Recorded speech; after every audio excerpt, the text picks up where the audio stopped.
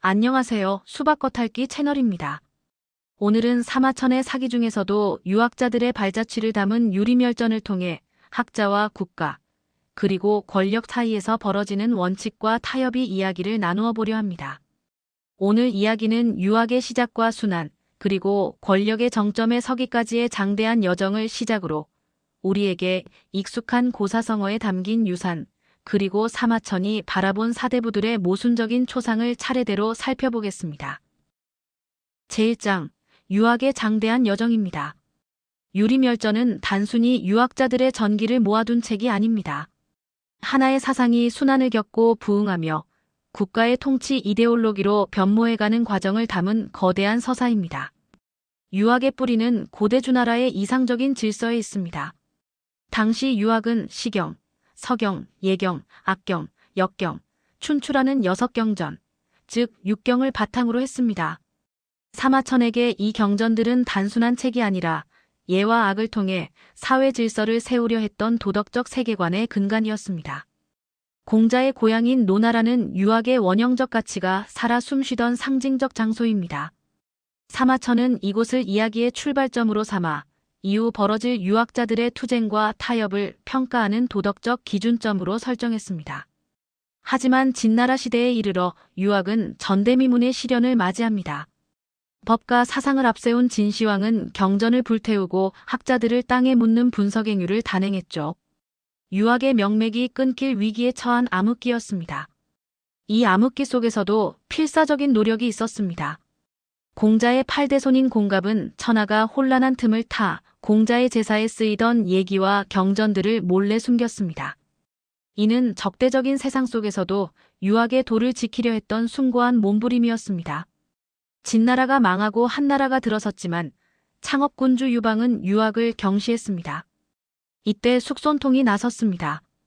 그는 말 위에서 천하를 얻을 수는 있으나 말 위에서 천하를 다스릴 수는 없다며 유교적 예법으로 황제의 권위를 세울 것을 건의했습니다. 이를 계기로 유학은 국가 경영의 도구로 첫 발을 내딛게 됩니다. 유학의 운명은 한무제 시대의 극적인 전환점을 맞이합니다. 유학의 반대자였던 두태우가 죽자 무제는 유학을 국가의 유일한 공식 이념으로 삼는 독존유술 정책을 펼칩니다. 이제 유학은 출세의 통로이자 제국 통치의 핵심이 되었습니다. 당시 수도 장안은 유학이 관료 선발의 기준이 된 현장이었습니다. 하지만 화려한 성공의 이면에는 한계도 있었습니다. 유학이 제도화되면서 본연의 정신보다는 권력과 결탁한 변용이 시작되었기 때문입니다. 제2장, 살아있는 언어입니다. 유리멸전은 후대에 깊은 교훈을 남기는 도덕적 우화이기도 합니다. 특히 여기서 유래한 두 고사성어는 지식인들의 핵심적인 딜레마를 보여줍니다. 첫 번째는 곡학 아세입니다. 학문을 왜곡하여 세상에 아첨한다는 뜻이죠. 노학자 원고생이 야망에 찬 젊은 학자 공손홍을 향해 부디 올바른 학문에 힘써 직언하고 세상에 아첨하기 위해 학문을 왜곡하지 마시오라고 일갈한 데서 유래했습니다. 지식인이 권력 앞에서 양심을 저버리는 행위에 대한 영원한 경고입니다. 두 번째는 3년 불교원입니다. 동중서가 3년 동안 서재 창밖에 정원을 단 한 번도 보지 않을 정도로 연구에 몰두했다는 뜻입니다. 이는 지식 탐구에 자신을 온전히 바치는 고행자와 같은 학자의 전형을 상징합니다. 제3장, 모순의 초상입니다. 사마천은 인물들을 통해 사대부가 마주하는 도덕적 모호성을 연구 사례처럼 제시합니다. 여기 세 유형의 학자가 있습니다. 타협 없는 원칙주의자 원고생, 체계를 세운 설계자 동중서, 그리고 현실주의적 출세주의자 공손홍입니다. 사마천은 이들을 통해 진정한 학문의 길과 권력 사이의 간극을 비춥니다. 먼저 동중서입니다. 그는 황제의 절대 권력을 옹호하는 대일통 사상을 구축했습니다. 또한 하늘의 뜻과 군주의 행위가 응답한다는 천인상응설을 통해 통치의 정당성을 부여했죠.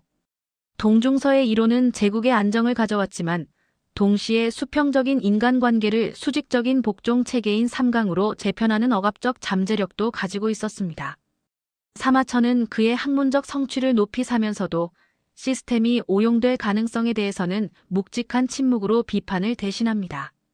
반면 공손홍은 아주 복잡한 인물입니다. 그는 대외적으로는 배옷을 입고 검소함을 연기했지만 속으로는 질투심과 보복심이 강했습니다. 황제의 의중을 귀신같이 파악해 영합하며 승상의 자리까지 올랐죠. 사마천은 그가 유학을 개인의 입신양명을 위한 화폐로 사용했다고 꼬집습니다. 사마천은 이세 인물을 나란히 배치해 학자적 양심의 스펙트럼을 보여줍니다. 원칙을 지키다 소외된 원고생, 시스템을 설계한 동중서, 그리고 그 시스템을 이용해 권력을 잡은 공손홍. 결국 공손홍은 동중서가 만든 시스템이 낳은 필연적인 산물이었던 셈입니다. 사마천은 질문합니다. 학자는 국가의 도구가 되지 않으면서 진정으로 국가에 봉사할 수 있는가?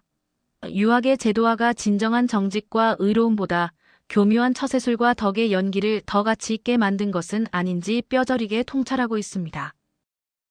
이제 결론입니다. 유리멸전은 지식과 권력, 지조와 야망 사이에서 벌어지는 갈등에 대한 위대한 탐구 기록입니다. 유학은 제국의 이데올로기로서 승리했지만 그 대가로 본연의 정신을 희생해야 했습니다.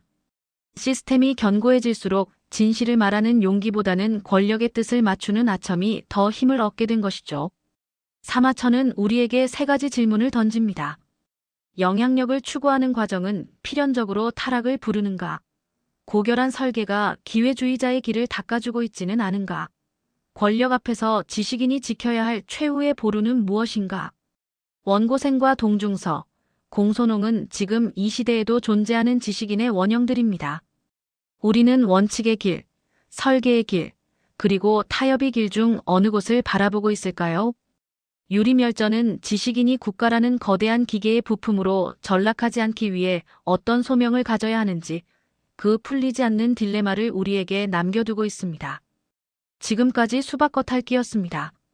사마천의 유리멸전을 통해 오늘날 우리의 모습도 한번 되돌아보는 시간이 되셨길 바랍니다. 구독과 좋아요 부탁드립니다. 감사합니다.